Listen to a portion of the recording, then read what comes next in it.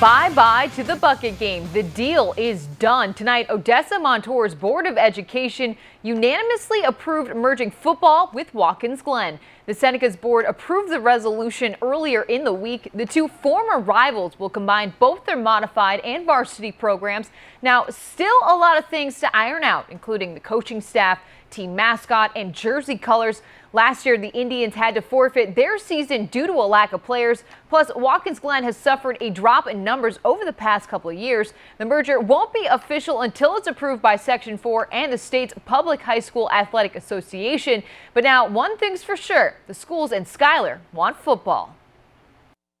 We have a lot of kids that come to school and put a lot of hard work and dedication into football, and they just want an opportunity to play. And this is an opportunity for 30 to 50 kids to be able to participate in football. I think it's an absolutely great feeling and great opportunity, because the number one thing, especially for the Odessa kids, is that now they don't have to worry. To lacrosse, Cornell starting their season a week early, but the Big Red set to impress in 2015. Take a look. Together on three. 1, 2, 3.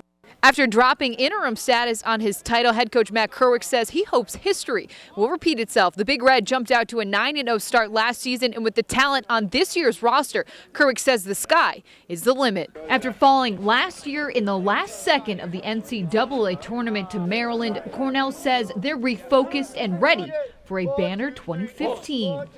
To have the season end the way it did is nothing but motivation going into this season. We learned a lot last year, and most of those guys are still in that locker room. And still on the field, the Big Red have 8 starters returning to their lineup. This year, top to bottom, you got guys that can play. To know who you're going to be playing with is an obstacle that a lot of teams got to figure out in the first couple of weeks. But to return those types of players, we kind of have a sense of identity. The Big Red already have 3 All-Americans, 3 seniors drafted to play Major League Lacrosse after graduation, plus the conference Rookie of the Year. But they're keeping humble.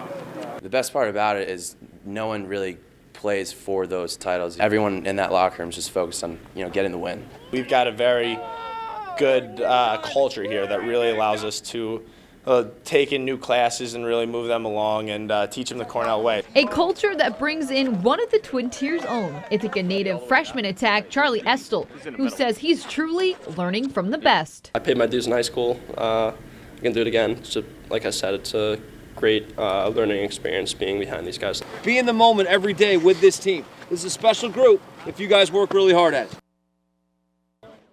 And Cornell's first game is going to be this Sunday against Syracuse up at the Dome at 4 o'clock.